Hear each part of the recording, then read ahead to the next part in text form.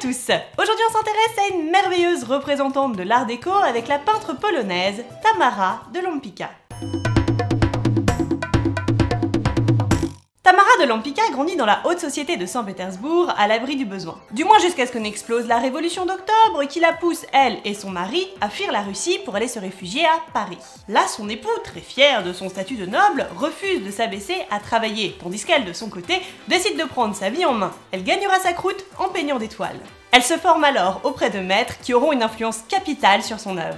Maurice Denis, par exemple, lui apprend le respect du dessin, respect que l'on retrouve dans ses traits bien marqués. Elle suit également l'enseignement d'André Lotte, un néo-cubiste qui plaide pour un cubisme décoratif. Elle voyage également en Italie où elle copie des tableaux des maîtres et développe ainsi son goût pour la Renaissance, son monumentalisme et son maniérisme. En combinant toutes ces influences, elle crée un style bien à elle qui ne manquera pas de marquer la haute société parisienne.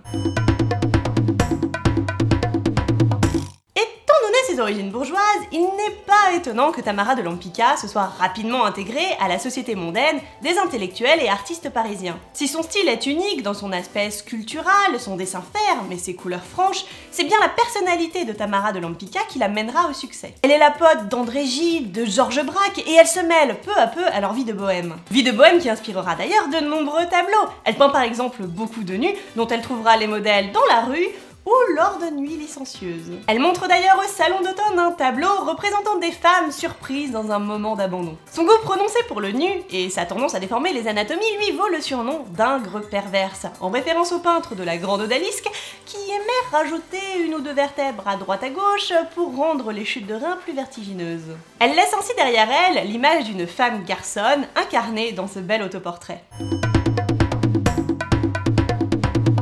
D'ailleurs, Tamara de Lempicka adorait les portraits et elle en a peint une sacrée dose, souvent issue de commandes de la part de la société artistique et mondaine de son époque. Des écrivains, des ducs, des inventeurs richissimes et même le cousin du tsar Nicolas II de Russie défilent dans son atelier. Peu à peu, à travers ses portraits, on peut ainsi voir l'évolution de son style. Le cubisme se fait moins présent, tandis que la dimension classique de son œuvre s'accentue. Son amour pour la Renaissance italienne prend le dessus et ses toiles gagnent ainsi en monumentalisme. Fuyant la guerre pour aller s'installer aux États-Unis, elle explore de nouveaux thèmes, s'inspirant de la crise économique. Elle peint alors des vieillards, des paysannes, des saintes et s'éloigne peu à peu de son image sulfureuse. Le monde du cinéma adore son œuvre, ce qui ne l'empêchera pas de tomber dans l'oubli jusqu'à ce que dans les années 70, l'art déco devienne à la mode et qu'on redécouvre alors son travail.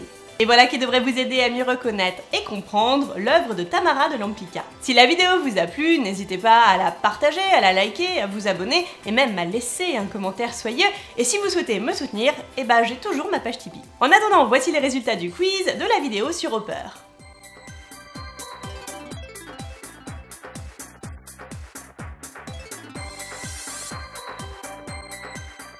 Et on enchaîne avec le quiz sur Tamara de Lempicka. Essayez d'identifier laquelle de ces toiles elle a peinte.